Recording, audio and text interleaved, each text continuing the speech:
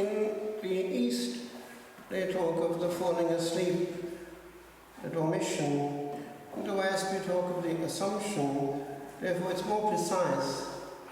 But Pius XII, in proclaiming this dogma, did not go into detail with regard to what actually happened at the moment of her passing. It is sufficient to know that the consequences of her purity remained. The Immaculate was not contaminated in body or soul, and therefore the consequences of that contamination were not in her body. Logically, therefore, there was no putrefaction, and she is the highest honor of our race, as we have in the reading. Her glory is a foreshadowing of our own if we are faithful to the end. The body is part of the being. What happens at the moment of death? Victor Hugo, the great French poet, has a long poem on the separation of body and soul. The partners at that moment are separated, and it ends up with a terrifying line. The body is in the earth and the soul is on its own, and the naked soul in this dramatic poem just says, "Je suis damné." I am damned. Interesting, from a neutral poet, the issues are there. The human experience is unchanging. No one can avoid the issue. No one. How different one death is from another. A while back, Martin, who used to come here with his whole big family, they now go, I think, to RD, was describing how the last but one child that they had fell asleep in the Lord in his arms, baptized, just here for a little while, and then home. That child is an angel in heaven, safe and sound on the other side. Just yesterday I was listening to someone's pain. It was a son who had gone to his friend and found him on the floor, cold. He had apparently died of an overdose.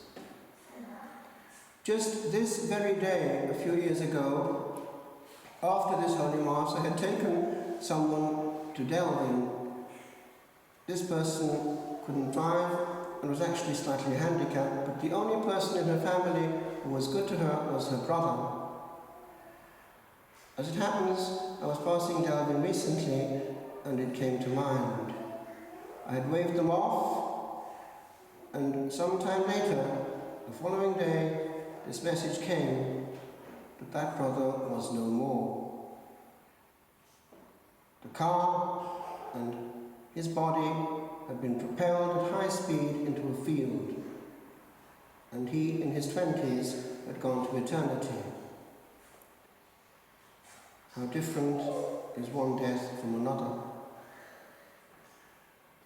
Some time ago, I was passing Tower Hill. It's one of the tube stations in London. I got off there, and what faced me but the huge complex of the London Tower. And I recalled how in there had been a lot of pain, heavy torture to our brethren. I thought, for instance, of the great catch that they had one day when they discovered that one of the people they had caught was not a Jesuit father, but the genius of a Jesuit brother who had made and was still making all the perfect, brilliant hidey holes, so perfectly constructed and camouflaged that they'll probably never ever be discovered in some cases. Oh, he was given then special treatment.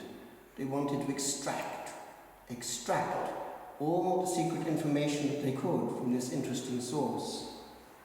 And so they put on the pressure more than ever before.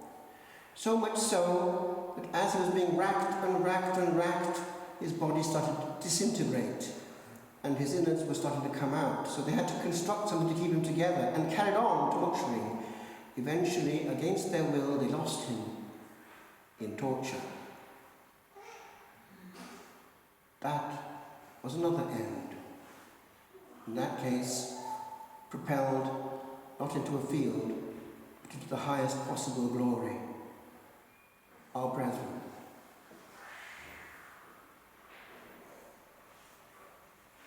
My brethren, what will be our end?